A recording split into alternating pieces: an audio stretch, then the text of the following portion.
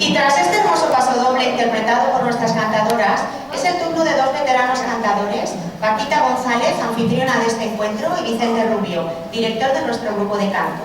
Les dedicarán unas jotas de estilo.